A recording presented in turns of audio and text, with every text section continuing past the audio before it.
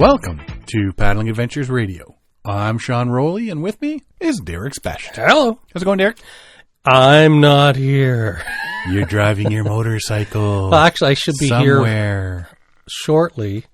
I should be back Thursday afternoon when this posts. Yeah, but for recording purposes, Not around. You're not here. You're driving your motorcycle with your friends, following them. Yeah. Hopefully they haven't left you somewhere. Hopefully I haven't been crushed by a transport truck or anything.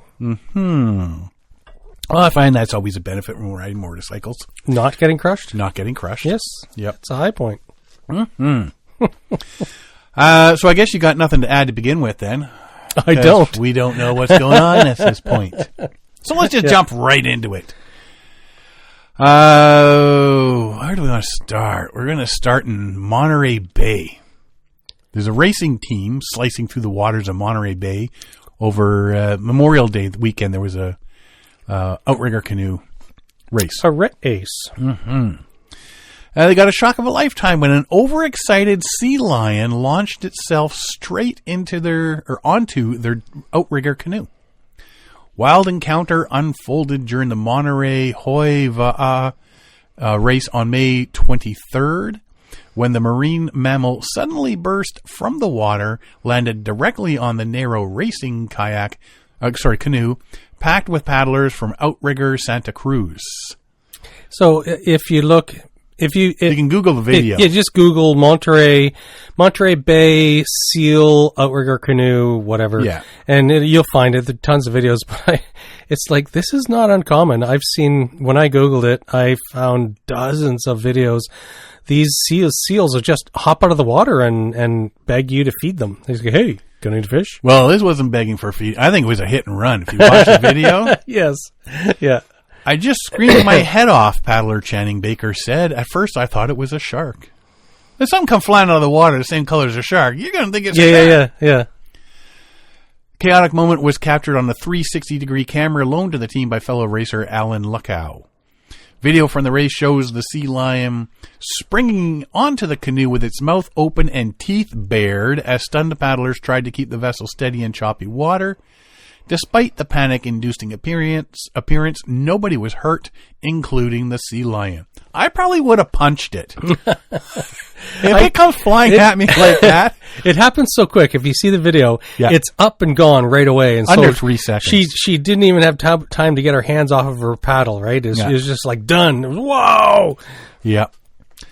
Within seconds, the animal slipped back into Monterey Bay, though not before leaving the racer what the racers described as a slimy trail across the face of the team stroker, the paddler seated at the front of the boat.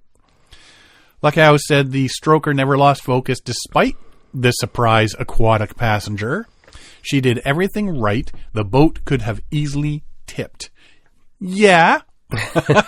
These sea lions can get pretty big. Well, they say like 1,000 pounds. Yep. You know, the males can get up to 1,000 pounds. You see some of these things laying on the docks and on boats and stuff like that, snoozing. Yeah, and the teeth on these things are massive. Well, they're carnivores. They're out there to catch fish and other stuff, whatever they can get their teeth onto. Even with the unexpected interruption, Outrigger Santa Cruz still managed to place third in the race.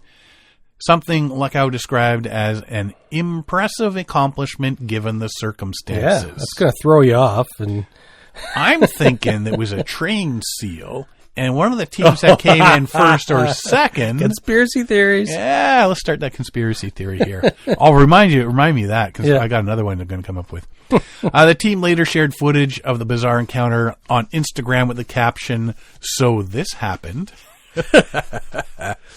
For seasoned paddlers used to encountering marine life on Monterey Bay, the sea lion stunt still stood out. We see a lot of crazy things, but this one is one of those situations where the animal wasn't hurt, the stroker wasn't hurt. It was sort of this great experience interacting with nature. It tried to eat my face. It was a great experience. I didn't die. Right? Yeah, I don't know that I'd want one of those jumping up on my boat. I wouldn't want one jumping up and staying in my boat. Yeah. You see those things happen. The seals come up. I don't think they're that big, but the seals will jump up when they're trying to escape from like a exactly. an orca So or some of the something smaller like that. seals, yeah, but you can. There's some of them that are pretty huge. I've seen them hop up on sailboats that are at anchor, and they have sank some boats that are at anchor. Well, you get the walruses too, which are massive, huge, like 1,500 pounds. Yeah, yeah. Those things are massive. and they're filthy too. They stink. Stinky. So yeah, just Google the video. It's like 30 seconds, if that. And just to see this thing jump up, and it's the slow motion with him going, no. And these things have big teeth too. Right? It's like a dog. I would have punched it. It's a water dog. Giant water dog. Back in August of 2024, episode 445. Oh yes. We'll wait while you people pull that up and listen to it. Peter Frank. We interviewed Peter Frank as he was doing the Great Loop, which he's finished. It only took a few months for canoe adventurer Peter Frank to start putting the pieces together for another voyage, one that will take him far beyond the borders of the United States. But first, he needs a bigger boat. Frank is planning to circumnavigate the globe in a sailboat, and to help fund the expedition, he is auctioning off pants that he sewed himself while canoeing his way back to Michigan from Florida.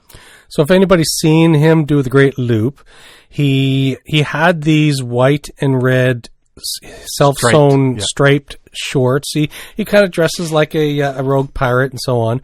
Anyways, partway, 3/4 way through the trip, his striped shorts were breaking down, so he made a brand new pair. And so the brand new pair he only wore for a week or two, I think, near the end. Oh no, from Michigan, from Florida. Yeah, so, but there's a portion of it that he skipped that he went back and portaged. Yep. But anyways, they are still in pristine condition. Yeah, I don't know if pristine would be the exact words, but Frank finished the Great Loop, the path of waterways through the eastern United States, late last year, paddled into his hometown of Escanaba in his canoe last October, and almost immediately went back and portaged alongside the Mississippi to complete a section he had to bypass earlier in the year. Mighty River wasn't navigable at that time, and he knew he had to portage that section to truly feel the job was done. With the Great Loop finished, Frank is now scouring the internet looking for a suitable sailboat while spending as much time as he can learning about what it takes to sail. He's memorized each part of the boat, learning terms like jib, triangular sail set at the front of the boat, halyard, the rope used to hoist the sails. I'm like learning Chinese, he said. There's a different name for everything, and it's not names that we use in everyday English. His canoe trip proved physically grueling, where he learned a lot about himself. Now he wants to learn about other places. I want to see other cultures, Frank said. I feel like it would make me a lot more understanding and empathetic towards people in other positions in life. To help raise funds for a sailboat, he posted his pants for auction on his Facebook page, starting the bid at $2,000. The red and white striped pants he's selling became an icon of his canoe trip. While he was waylaid in Illinois with injuries from being pummeled by a silver carp, he spent 70 hours fashioning and sewing the pants himself, wore them on the final weeks of his journey, which included a 20-mile portage through Chicago to get to Lake Michigan. Yeah, I wouldn't say the bad boys are pristine. Well, they're not as sun-bleached as his first pair. Right.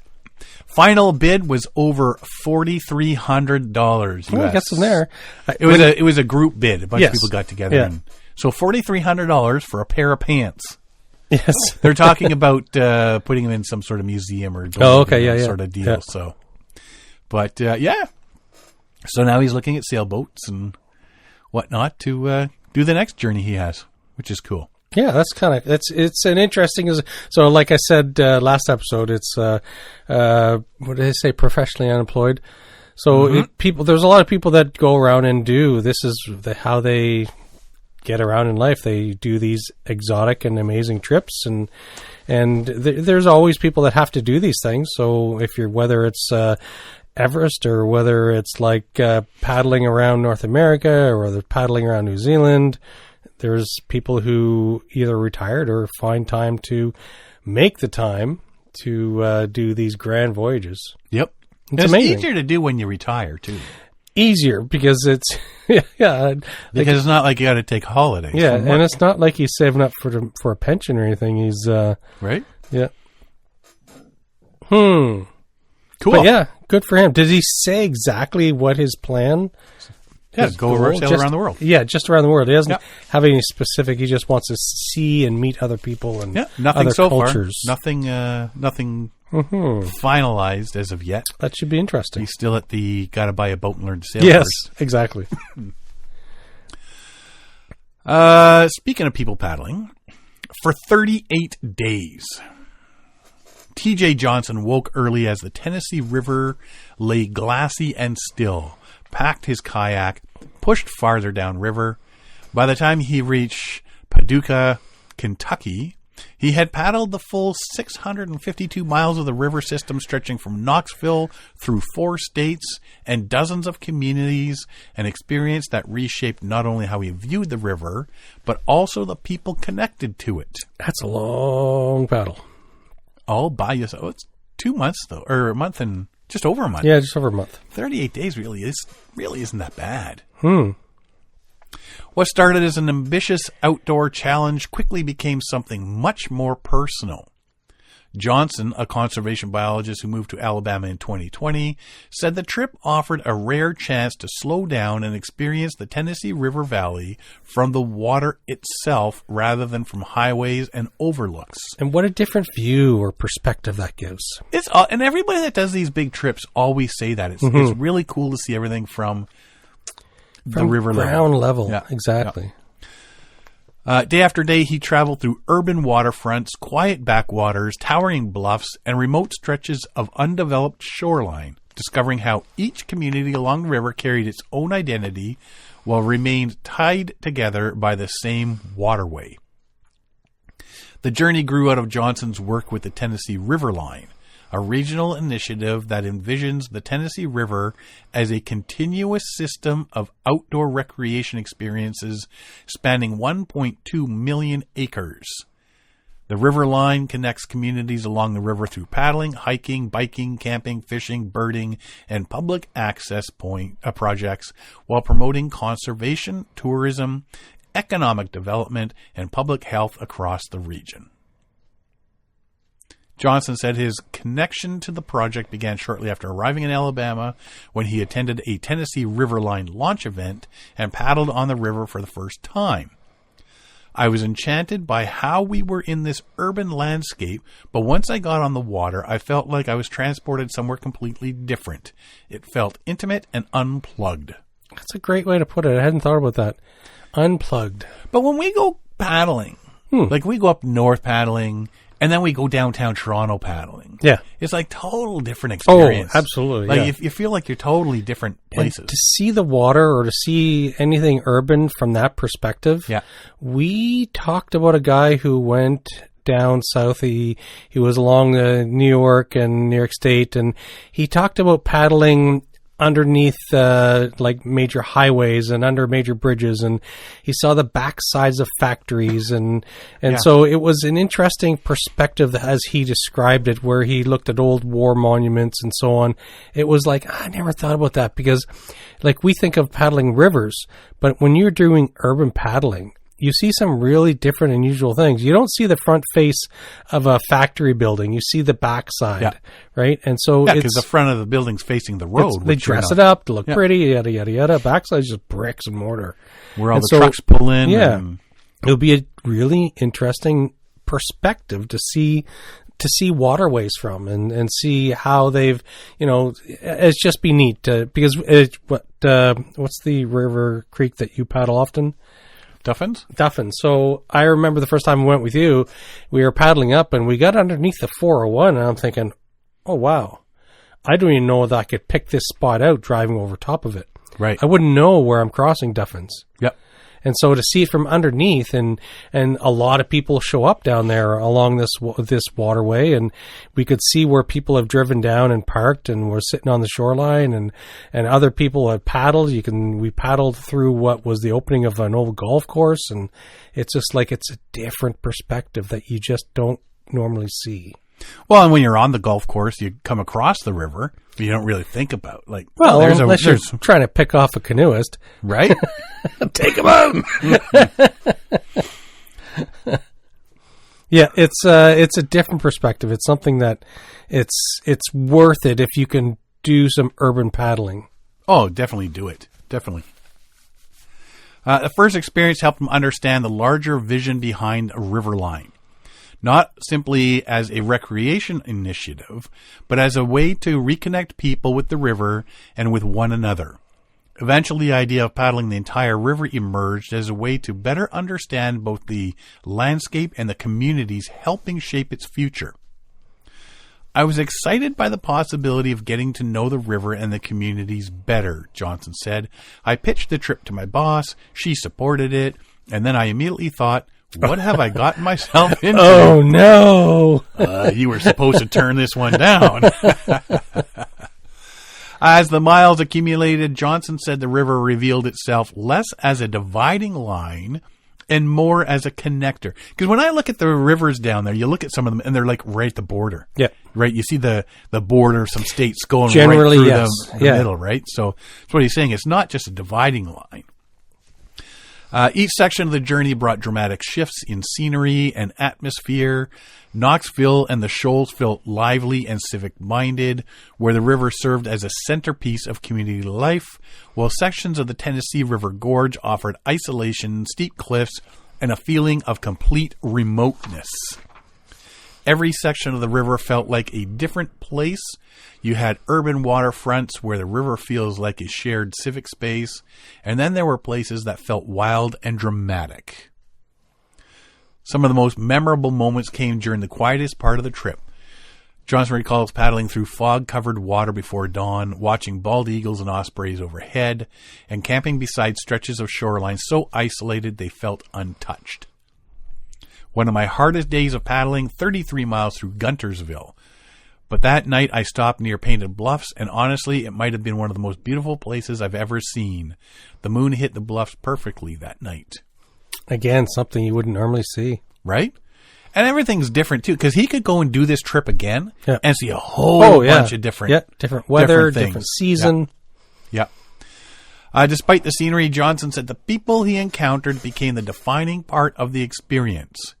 Having only recently moved from California to the South, he said he was overwhelmed by the generosity he experienced in river communities along the route. Strangers brought him meals, invited him into their homes, and organized paddling events around his arrival. The trip really comes back to the unexpected people, Johnson says. I was overwhelmed by people's kindness and how much they wanted to be a part of the trip. How many times have we said that? Is they want to be a little part of it. Like when we talk to Mike Ranta and stuff like that about paddling across Canada. People just reach out. That's the whole thing. He always says it's the people that come down and talk to you and want to know what you're doing. And hey, you need to go shopping, or you need a place to stay for the night, or let's go have a dinner. To be a part of their journey. In some little way you've because and the way I look at it is these are people that, they have the regular 9 to 5, the nuclear family, as you will, with 2.5 kids or whatever it is these days, that cannot do this. They will never get the opportunity to do a trip across Canada or the U.S. or circumnavigate something. And just people's lives either are not set up for it, they don't have the opportunity, they don't have the chance. It's like, so if you can live, and that's why a lot of people follow these people who take these big journeys, it's because you get to live vicariously through them. And and that's a very unique thing too, is just you get to watch them and see what they're doing and see what their experiences are. And I think the people who are more successful at gaining attention is the people who do the daily discussion about, this is the issue I'm currently having, this is what I'm doing. And who is the gentleman that went from San Francisco to Hawaii? French guy, French name. He's not French himself. We followed him, and we talked about his water filters, and it was just neat because every day he had a Daramo. Yeah, so every day he had some sort of little bit about his day, about how he solved what for this problem, that problem, or whatever. So he kind of brought you into his life. And I think people like that are more successful. So instead of just something clean in a story, hey, paddled 10 kilometers or paddled 50 kilometers today or whatever. It's when they start to tell the story and make it more personal and bring people on board with him. And I think that's where people gain more interest and more following. And if they're doing it for a charity, there's more donations and so on. Well, Cyril Darrow is still on the circuit, like talking about these trips and teaching and all that and saying, hey, you know what? And he comes at it from a whole aspect of you can do it. Anybody get can out there and do it. Yeah. Right? Have faith in yourself and get out there and do these things. Quit your job. Quit your job. Don't matter what your wife says. Bills be damned. Yes, exactly. We've been paying that mortgage long enough, if you ask me.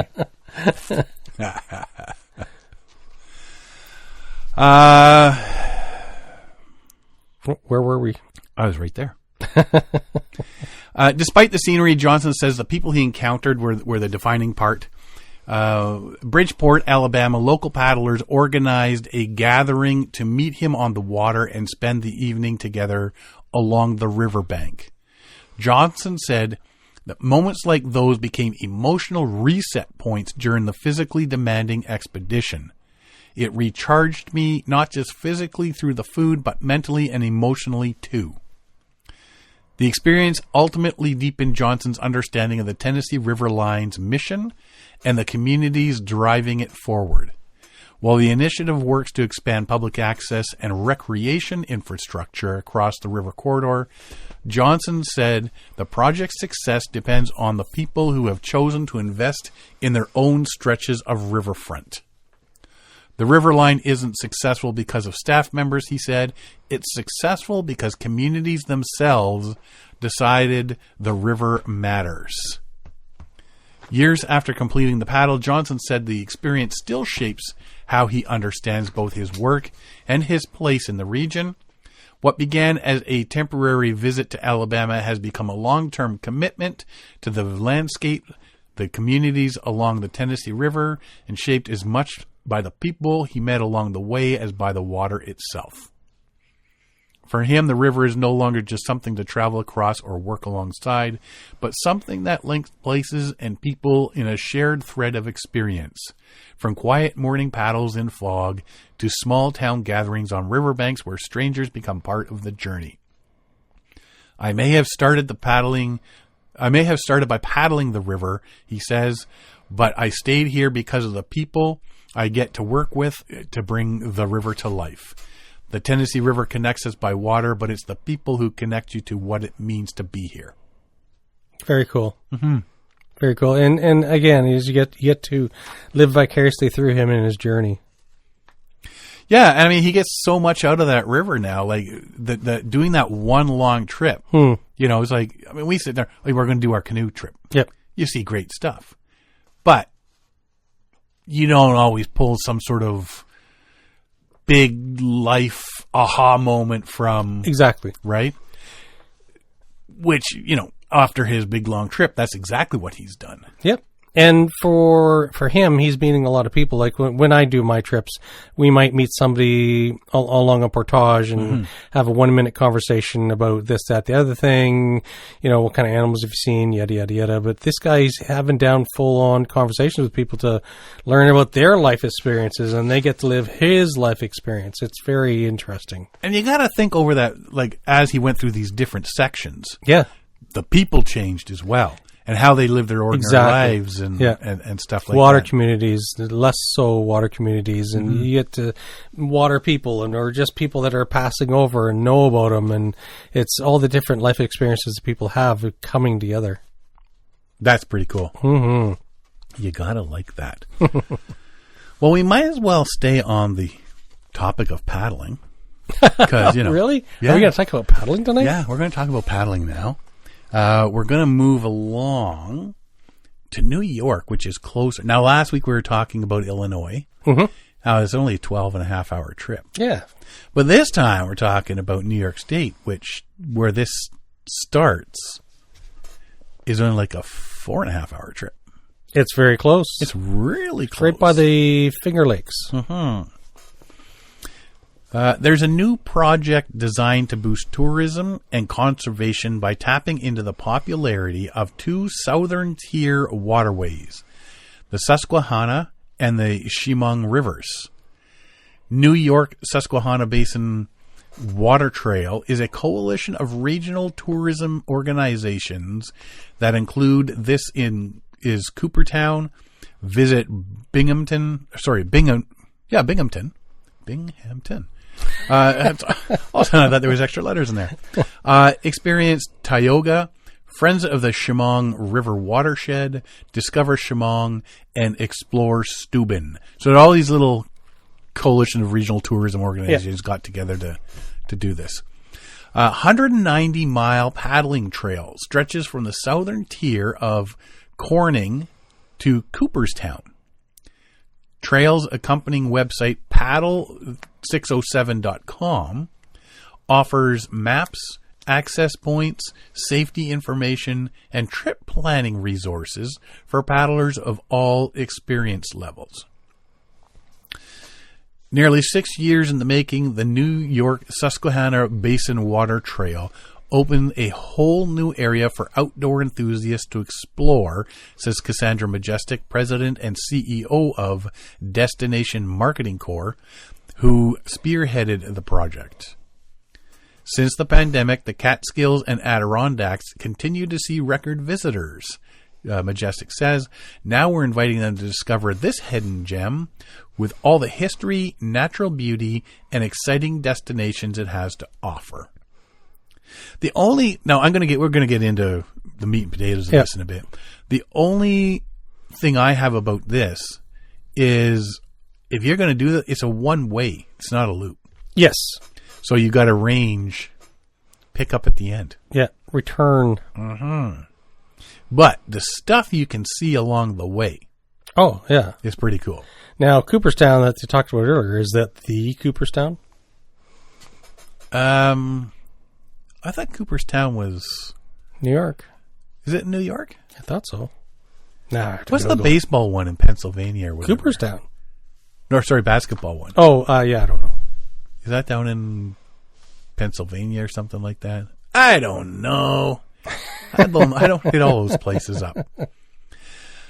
The New York Susquehanna Basin Water Trail is one of two projects in the works that will highlight the region's water resources. The Chemung River Greenway is a planned multi-use trail that would focus on the Chemung River and parallel the waterway from Corning to Elmira. With the help of a $50,000 Appalachian Regional Commission grant, Corning-based Three Rivers Development Corps is looking at creating the Chemung River Greenway. So that one's still under development. While paddling trail will highlight and promote existing resources, the Chemung River Greenway is starting from scratch and will likely take several years to fully realize. The paddling trail will help people learn about and take advantage of what there is to discover along the two rivers right now. Paddle the 607 puts this entire region on the map for outdoor recreation in a way that truly has something for everyone, says Alexis Rolston, tourism manager for Discover Chemung. 607 is the area code for New York. Yeah, I was trying to find that out. Yeah. Paddle the 607 represents an important step in elevating the New York State Susquehanna Basin Water Trail as a cohesive, marketable outdoor experience, says Kevin Peterson of Explore Steuben. By creating a recognizable brand, it allows us to better position our rivers as a connected system that invites exploration. And it's cool that there's a lot of places now that are putting these water trails out to get people to explore and get out on the water and not just by car and bike and walking. And it accomplishes two things. One is it brings tourism in and brings people in. And so, of course, there's tax dollars and people are buying stuff. But also, the more you promote this, and I remember back in the day when I lived on Vancouver Island, they a couple summers they did a tourist in your hometown promotion. And other cities have taken advantage of this too. And so you basically, and a lot of people forget what they have in their own town and what the possibilities are because everybody goes, oh, let's do a vacation. Everybody thinks about leaving the area, right? And so what they're doing here is it's going to help increase the locals' knowledge. It's like, oh, I didn't know that was there. Oh, I didn't know I could do this. Hey, this is like 15 minutes away. I should be able to do this. So it's kind of sort of like a tourist in your hometown type thing. And you get to experience new and different things that you never even thought were there or possible. So oftentimes you see the promotional things like, for example, Paddle the 607. It just draws outside money and inside money into more tourism type stuff. Mm-hmm. Well, I mean, even still here in Toronto, when you moved to Toronto, you went up to CN Tower. Absolutely. How many times have you been back since? And we've been talking about going back just because because it was such a unique experience. We kind of say, well, we should. It's expensive, so it's like, well, we should try and do a dinner in the CN Tower once every 2 years, once every second summer. We'll try and do that, and because they have some amazing menus up there, and so there's a lot of interesting aspects to going up on the CN Tower. And for the kids, it's different experiences too, because as they get older, they become more aware of certain things, right? So I want to do it again, but yeah, it's oftentimes it's like like I haven't been back to the Toronto Zoo since the kids were like very young, like us with 5. So that's sort of what you're saying is like there's all these things to explore because you've forgotten that they were there, or places will add things on. Yes, exactly. Right? Yeah. Like there's like you say the zoo. There's new exhibits and all this sort of stuff. There's the new Ripley's Aquarium downtown Toronto. There's still the CN Tower is refreshed new every year for different aspects for it. It's one of those things. It's like without people promoting, for example, Paddle the 607, you just don't realize what's in your hometown that you should be participating in and seeing yourself. Exactly. Paddle the 607 website is paddle607.com, so you can go there and check it out. They say 190 miles or 305 kilometers of river between Cooperstown and Corning, 50 access sites along the water trail, 11 itineraries to get you started on your journey, and 43 river communities welcoming visitors to sample the local flavor. And there you go. That's pretty cool to do that, right? Traveling through 8 counties, the New York Susquehanna Basin Water Trail is centrally located within a few hours of most New York major metropolitan areas, or 4.5 hours from us. Yep. Full of history from baseball to battlefields. Baseball, that's good. Is that Cooperstown? Baseball. The region is also noted for its beautiful geography and lush farmland. From a leisurely sunset paddle to several days on the river, paddlers of all abilities can explore natural beauty, historic sites, local shops and restaurants along 190 miles of the Susquehanna and Chemung Rivers. Use their waterway trail itineraries to plan your time on the water, bring your own boat, or rent gear from local outfitters. For those who take adventure to the extreme, Pennsylvania's Endless Mountains Heritage Region recognizes paddlers who travel the entire 444 miles of the Susquehanna River Water Trail from Cooperstown, New York to Havre de Grace, Maryland at Chesapeake Bay. Check out the Susquehanna Greenway Partnership for information on paddling Pennsylvania's Susquehanna River trails. So you can go quite the distance on that. Yes. Paddling itinerary. So you go to the website there and they got all these different, and I nagged you on that one, man. The website, the front, what does it say you can do? It says you can camp. Yes. You can paddle. Yeah. You can fish. And you can bird. And you said bird is not a It's not an action verb. Right. It's like I can fish, go fishing. It's the way it says. Hey, did you go camp? Did you camp? Yeah, I camped. Did you fish? Yeah, I fished. Did you paddle? Yeah, I paddled. Did you bird? Yeah, I birded. To which I said, well, everybody knows. Sorry, I said, bird is the word. He goes, what do you mean? Everybody knows the bird's the word. And you just looked at me like, I can't believe I just walked into that. Next week, we'll be rickrolling him. So you go to the website, it talks about, there's a whole lot of resources on there. Yeah. But it talks about these itineraries. Bird. That you can bird. These itineraries provide ideas on where to get started paddling the water trail. While most have been developed with novice paddlers in mind, there are a couple suggestions for longer or slightly more challenging paddles.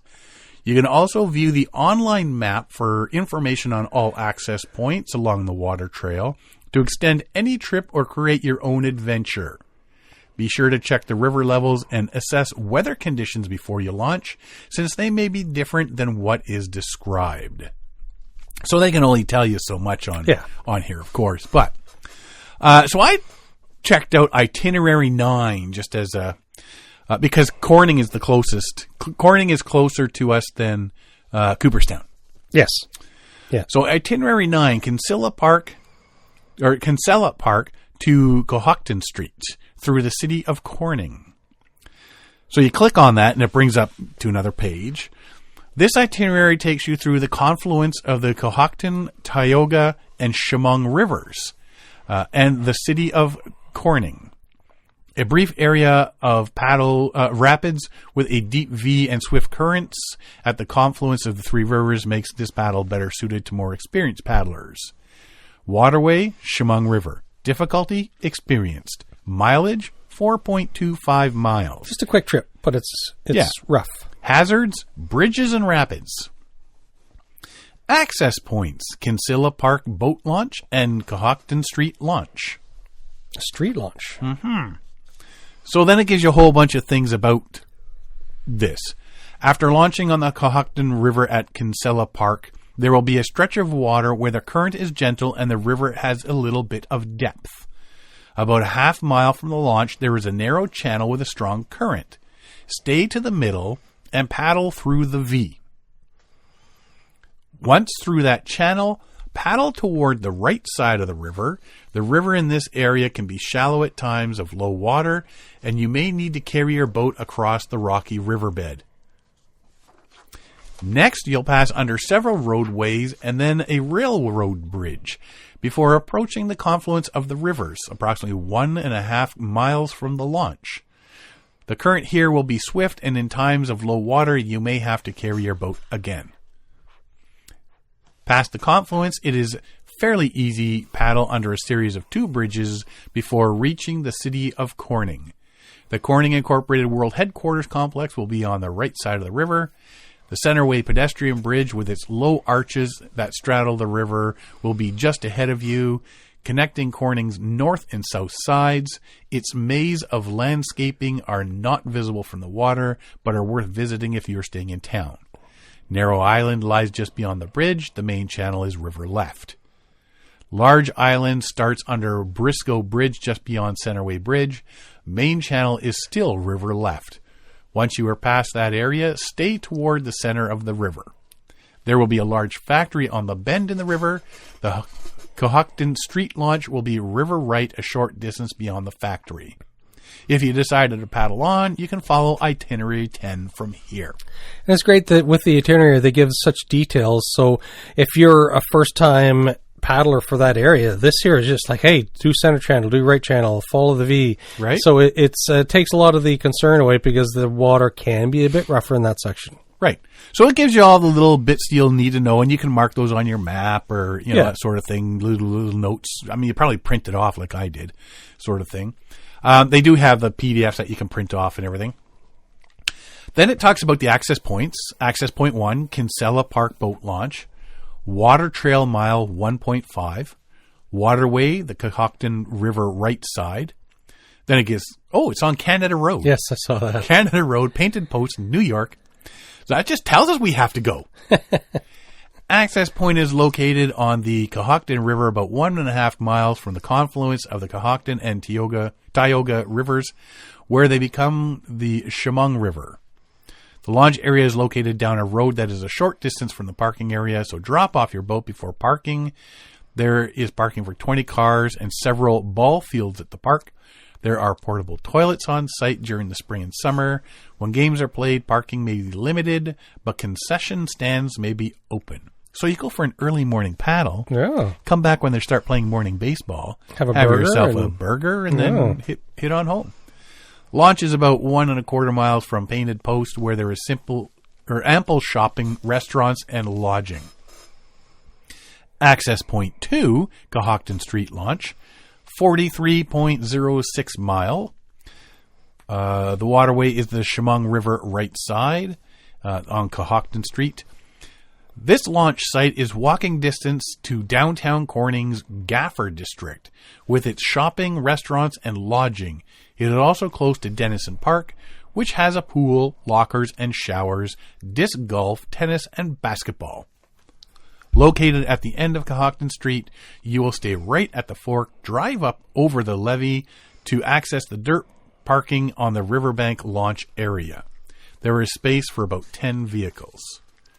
Interesting. If you know how to park. Yes. The launch is packed dirt and can be very muddy after periods of rain, high water. Also, always assess the conditions before planning to launch. I mean, that's just a no-brainer. Yes. Check the weather before you go and water conditions, that sort of stuff. And then it puts points of interest for this itinerary, such as the Corning Museum of Glass, the Gaffer District with shops, museums, restaurants, and such. There is a lot more info on the website, including maps, downloadable PDFs of the itinerary, safety info, help with planning, resources, etc., etc., etc. So check out Paddle the 607 at paddle607.com. There is so much info on paddling this little area. You can print off the maps that they show, and there's details on the maps that'll help you out. Print it bigger if you want to throw some laminate on there for the day or not, whatever. They're very thorough when they created this website. There's so much detail. Mm-hmm. I still don't like the bird thing, but whatever. Well, it's the word. I can't believe I got you on that one. I can't believe it. Yeah, I think that'll be worth a trip down there. Oh, absolutely. Across and hit there and paddle for a day. Even stay in a hotel overnight and hit a couple of sections. Long weekend, maybe we can make a week out of it. Do a couple of paddling. Go to Coopertown if you want. Yeah, absolutely. If I'm ever in the area, I'm going to Coopertown. All right. Well, I'll see you back at the hotel because I'm going paddling. I like baseball, but I don't like it enough to go to the whole, unless it's free day. Mm-hmm. Like I watch the Jays and stuff like that, but yeah, I don't think I'd be into spending a whole day at Cooperstown. Yeah. Yeah. Well, I wouldn't say you spend a whole day there, but it's worth a walk through to see some of the. It's like it's a museum, right? It's a baseball museum, but there's a lot of interesting stuff to be there, like baseball bats, balls, gloves. Stories, history. You know what the problem with the Cooperstown is? The popcorn? It's not the Hockey Hall of Fame. Sure. But I'm not biased. No, not at all. We actually stopped in to use the bathroom. We were on a trip. The kids were little. We went down to Lancaster, Pennsylvania. Okay. Mackenzie was huge into Thomas the Tank Engine. Oh, yes. And they have a real Thomas the Tank Engine. Oh. That they do different parts of the United States. And it was coming there, so we drove down and whatnot. But coming back, we were stopping. I said, we need to use the bathroom. Just happened to pull into the Basketball Hall of Fame. Oh, there you go. One of my friends there I was working with at the time loves basketball. This guy eats, drinks, sleeps basketball. Okay. So went and used the bathroom, came out. I took a picture of me in front of the sign, Basketball Hall of Fame. And I got back, printed it off, and put it on his desk. You went? What did you do? Oh, no, I just stopped, took a picture of me in front of the sign, used the bathroom, and left. I did nothing. He didn't know where to be angry or impressed. He was just, the emotions that went across his face was hilarious. But we did go in to buy a couple of souvenirs I gave him, but yeah, no, I got to take a picture in front of the sign and just give it to him. So a while back, we talked about, we seem to be talking about it a lot over the last couple of years. There's more and more of this cropping up here and there. Yeah, paddling fees. If you own a boat, you got to pay your $20. If you own 10 boats, you got to pay $20. So there is that. It's like and I think they're going to come around on that one because that doesn't make sense. It should be, in person should be, if you're going to person sort of thing. Yeah, if you're going to buy a permit, you should just have to pay for it for yourself. Well, if you got 6, so there's you and your wife and 4 kids. Yes. 6 people. Y'all are going out for 6 a year on a paddleboard or something. We're on 6 paddleboards. Yeah, suddenly it's 6 permit. No, yeah. That's like $120 here just to be able to get out there. And I get why they're doing this. It's like there's facilities that have to be maintained. It costs money to do these things. If you want to do protections of the river and waterways, then you want to be able to clean them up and prevent invasive species of either fish or plants or whatever. So it does cost money, but when you are putting it, everybody says, well, why would you tax everybody on a road? Why not just tax the people who drive on the road? I don't know. Like when it comes to waterways, the waterways are a benefit to everybody. I think it should come from taxes, not from individual users. But then the argument could be made, well, why wouldn't you just get the individual user, pay a permit fee, and then the user is paying for the use of the thing? But then you think, I have to drive there. I have to get parking. I have to use the boat ramp fee, and then a permit fee, and it's like, oh goodness. Well, we're getting that here now. Ajax started a few years back. Yeah, you have to start paying, like down at Rotary Park and that. You're not a resident. Yeah. So every year I fill out my information, I send it in, and so when they come by with their little scanner scanning license plates, he's good. Oh, they better have a ticket in the front thing and paid for parking. Well, now Whitby's doing that. I believe Oshawa's doing that. Pickering's supposed to be starting doing that. Like, there's all these places that are going to start. Yeah. So now you pay $20 to get a sticker on your boat that says you can. Now I've got to go pay $30 to park for a few hours. Yeah. Because I want to go out and use, and that's $30 or whatever every time.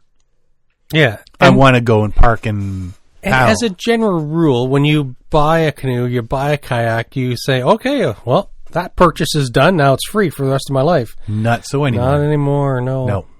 Gas to get to where you're going.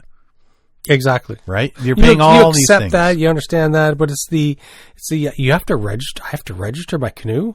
Right. What about my 3 kayaks? I have to register all of those too. Yep. And there's the ones where the people have a boat, like a sailboat, and they have a boat on. Yeah, a boat. Yeah, a dinghy for your sailboat. It's like, or people take their kayaks and stand up paddleboards on their sailboats or whatever, so they got to register those as well. So there's a citizens group leading a petition to to reverse new expanded requirements when it comes to using Oregon's waterways. Starting this year, all paddlecraft users must buy and carry a waterway access permit under a new law enforced by the Oregon State Marine Board. That means if you use kayaks, canoes, rafts, paddleboards, and all non-motorized boats, regardless of size, you have to get a permit. The Marine Board says revenue from the permits will fund aquatic invasive species inspection programs. Chance Ray, Vice President of Oregon Paddle Sports, sees both sides of the issue, which I think a lot of people probably do. Yeah, you can but still, get it. I get it. I see it. I guess everyone wants to know what's in it for me.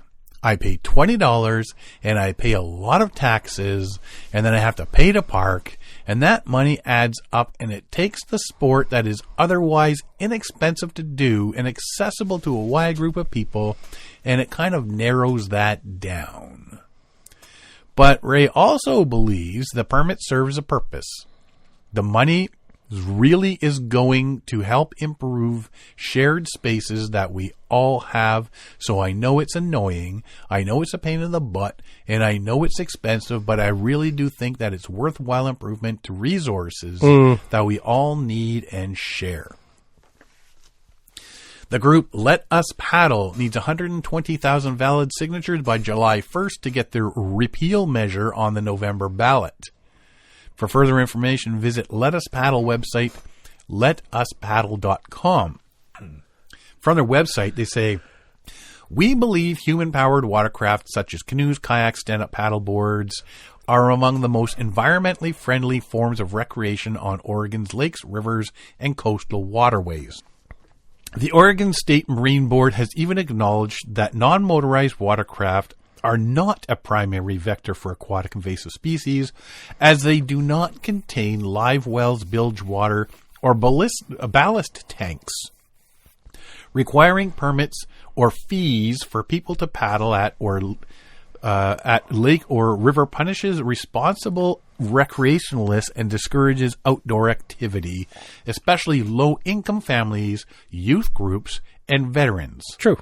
You can't help it. If you start taxing people this way, then it's going to cost. It's like, well, I have to save for groceries. I have to save for this. Well, I can't afford to go out, or they're going to chance and do it illegally, and then it's going to cost them even more. And yeah.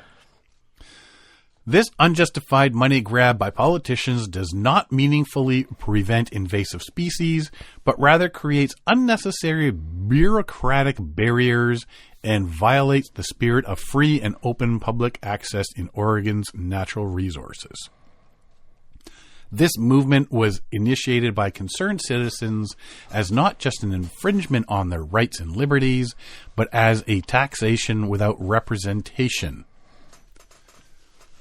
Initiated by concerned citizens and approved by the Secretary of State to begin collecting citizen initiative signatures to qualify for a statewide petition to put on the ballot for the 2026 general election. To appeal this new law, our initiative champions freedom of movement, the right to travel and recreate on public waterways as a constitutional privilege, not a privilege for hire. Preservation of tradition and liberties.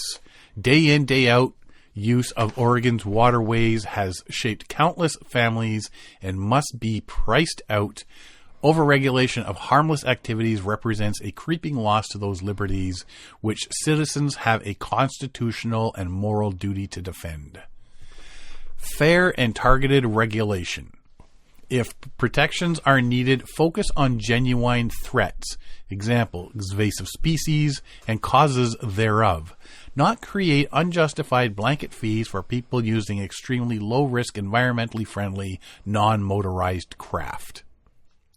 Let Us Paddle stands for accessible waterways, individual liberty and responsibility, and the foundational and constitutional right to enjoy Oregon's natural beauty, free from fees.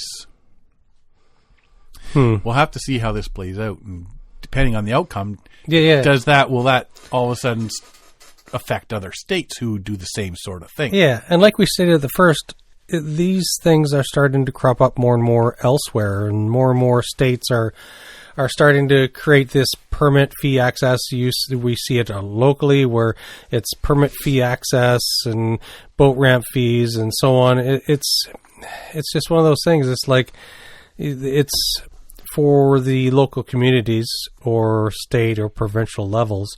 They're trying to find ways to reduce the burden on city taxes and state taxes and so on. And so they're trying to download it onto individuals who participate in the sport or participate in the activity. And it's I don't know, you can take it so many different ways about, is it good? Is it not? Is it there? What's the benefit? And how far do you go before you start making it unaffordable for the few people who can't afford to do all these low-income families and stuff like that, right? I would have no problems paying a $20 fee for registration on all my boats. Yeah. if I didn't have to pay for parking and I didn't have to pay for launch fees and all that sort of stuff. Like, if I didn't have to pay all of that, okie dokie.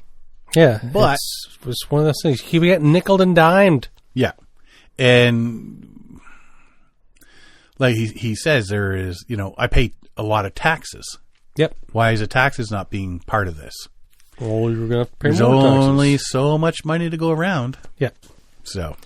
Exactly. It's tougher and tougher. Everything is getting more expensive, and there's nothing you can do about it. Everything's budgets are being stretched thin. So I get what they're doing. I get what they're trying to do. And I think you're just going to see more and more communities come out and do these things. Mm-hmm. Well, like I say, we'll see where this goes. And they got a month to get their signatures, and if they're then in the fall there, they. But if they get those signatures, that just means that they're going to. It'll be an opportunity to repeal the measure. It doesn't mean it's going to actually be repealed. Well, it'll be the election. It'll be a question on the election, right? Yes, it'll be on the ballot. Yeah. So. We'll see what happens. If it gets repealed, then are other states going to rise up against that as well? And if it doesn't get repealed, are more states all of a sudden going to implement the fee? Mm-hmm. Yeah, it's a tough situation. And like we said, we can see both sides. It's tough. They got to get money for it somewhere. Yes. Unfortunately. I mean, it really hammers home people with multiple boats. Yeah. You think, $20 isn't that. Did they say it's going to be on an individual basis? Because if it's most of them have been that way. For every boat, you got to have a sticker, sort of thing. So for every boat, but if it's by the individual, if by the person, then I buy a permit for myself, and I have 3 kids and a wife. Now I'm buying like 5 of them. Mm-hmm. Or is it by boat? And it's like we all go out and we all go by kayak. So there's 5 kayaks. Yeah. I think you're screwed either way. Yeah. Right. But if there's 2 of you and you're in a canoe, that's 1 boat. Exactly. It's $20 instead of $40. How many people can fit in that canoe? Well, I know there's also been the argument. I've got 3 boats. I can only paddle 1 at a time. Yeah. Why am I being? Yeah, I don't know if it'd be